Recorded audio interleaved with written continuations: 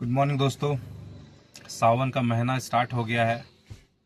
इस सावन के महीने में सोचा कि मैं दो बात शेयर करूं आप लोगों के साथ में।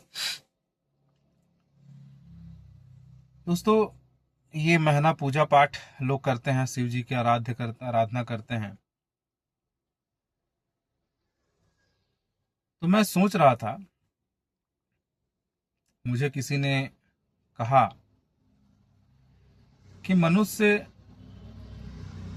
भगवान के पास भी जाता है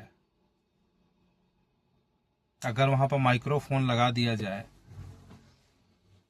जहां पर लोग आंख बंद करके भगवान को प्रार्थना करते हैं।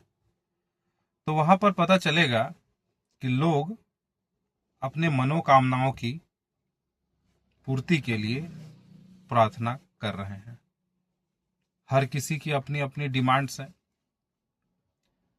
हर किसी का अपना अपना सपना है, जिसे वो पूरा करने के लिए भगवान के पास में जाते हैं।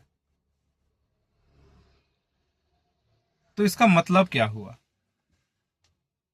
तो मुझे बताया गया कि आपको भगवान से प्रेम नहीं है, आपको अपने मनोकामनाओं से प्रेम है।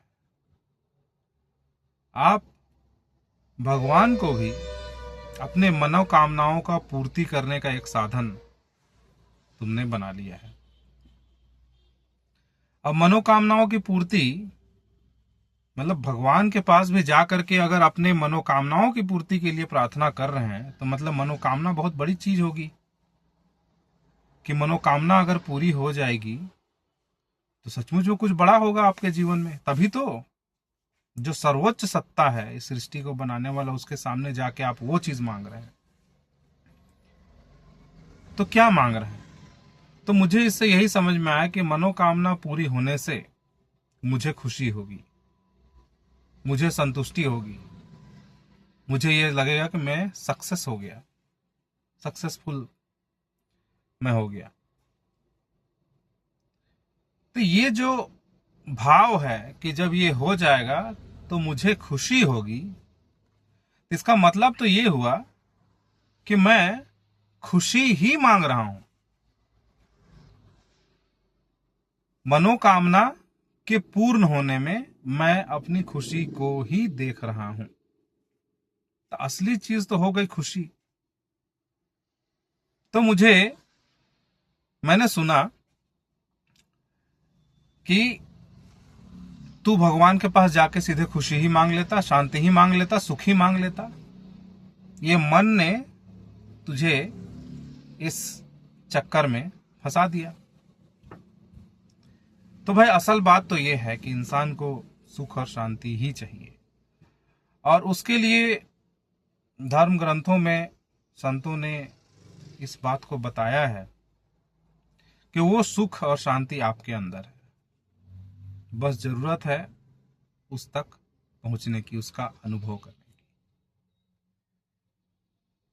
तो दोस्तों, हमें अगर हम भगवान के पास जाते हैं तो बजाय मनोकामनाओं का हमको वो मांगना चाहिए जो हमारे हृदय की ख्वाहिश है, कि मुझे वो सुख और शांति मिले, मैं अपने जीवन में उस आनंद का अनुभव कर सकूं। तो मुझे तो दोस्तों यही समझ में आई है अपने जीवन में कि मनुष्य जो कुछ भी करता है वो अपने सुख और शांति के लिए करता है। जो दुनिया में वो चीजें को देखता है, उनको लगता है कि ये चीज मेरे पास में भी होंगी तो बहुत अच्छा होगा, परंतु ये चीजें जो होती हैं, मिलती भी हैं चीजों को, लेकिन वो क्षणिक तौर पर होता है। फिर वही खालीपन, फिर वही खोज, और जीवन भर ये जो है वो चलता रहता है, तलाश। तो बार बार ये समझाया गया है कि actually what you are searching for is not outside, it is on the inside, and it can only be felt, not by anyone else outside, but by yourself, by myself। हमें खुद उसका अनुभव करना पड़े। जब भूख लगती है तो मुझे खुद खाने की जरूरत होती है, कोई और मेरे लिए नहीं खा सकता। तो जब सुख की ख्वाहिश हमारे अंदर है, शांति की ख्वाहिश हमारे अंदर है, तो वो सुख और शांति भी हमारे ही अंदर है। बस हमें इस बारे में जानना है, समझना है, सीखना है। और जब आदमी का हृदय अंदर खुशी से भर जाता है, तो कई बार आप लोगों ने सुना होगा कि अब हमको किसी चीज की जरूरत नहीं है, अब मर भी जाए तो कोई गम नहीं। जब बहुत ज्यादा खुश हो जाता है आदमी तो ये कहता है। तो इंसान को यह समझना जरूरी है कि वो भगवान के पास जा भी रहा है तो किस लिए जा रहा है, वो सुख और शांति के लिए ही जा रहा है। तो ये बहुत ही बेसिक समझने की बात है दोस्तों। हम अपने ही लिए एंजल भी हैं और अपने ही लिए हम डेविल भी हैं। अगर हम स्पष्टता को अगर हम चुनते हैं, अगर हम समझते हैं कि वास्तव में मेरी जरूरत क्या, हमें खोज किस चीज की है, तो हम अपने लिए फरिश्ते बन सकते हैं।